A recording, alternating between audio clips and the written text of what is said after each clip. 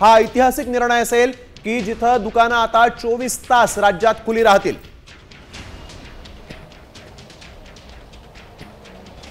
निश्चितच स्नेहिल, उद्योग विभागाने या सर्व संदर्भात स्थानिक स्तरावरती निवेदनं मागवलेली होती आणि त्यानंतर हा खूप मोठा ऐतिहासिक निर्णय म्हणावा लागेल। खाद्यगृह असतील, हॉटेल्स असतील आणि इतर दुकानं असतील, ती आता 24 तास जे आहे ती सुरू ठेवण्यासाठी परवानगी जी आहे ती उद्योग विभागाने दिलेली आहे। मात्र यामध्ये जे आहे ते बार असतील, डान्स बार असतील, तसेच इतर जे देशी बार असतील आणि हुक्का पार्लर असतील, असे जे काही हॉटेल्स आहेत या हॉटेल्सला मात्र परवानगी नाही आहे। मात्र इतर जी खाद्यगृह असतील, हॉटेल्स असतील, अशा हॉटेल्सला परवानगी दिलेली आहे। त्यामध्ये देखील काही नियम आहेत की 24 तास जर का तुम्ही तुमची दुकानं सुरू ठेवताय तर त्या ठिकाणी काम करणारे जे कर्मचारी असतील त्यांना विश्रांतीसाठी वेळ देण्यात यावा, असे काही जे महत्त्वाचे नियम आहेत ते देखील घालून देण्यात आलेले आहेत। मात्र ही सगळ्यात मोठी स्नेल बातमी म्हणावी लागणार आहे, कारण या संदर्भात स्थानिक स्तरावरती आणि पोलिसांकडून देखील विभागाने जे आहेत ते निवेदनं मागवलेली होती। त्याच्यावरती चर्चा झाल्यानंतर हा खूप महत्त्वाचा निर्णय जो आहे तो उद्योग विभागाने आज जारी केलेला आहे। हॉटेल्स असतील, इतर खाद्यगृह असतील आणि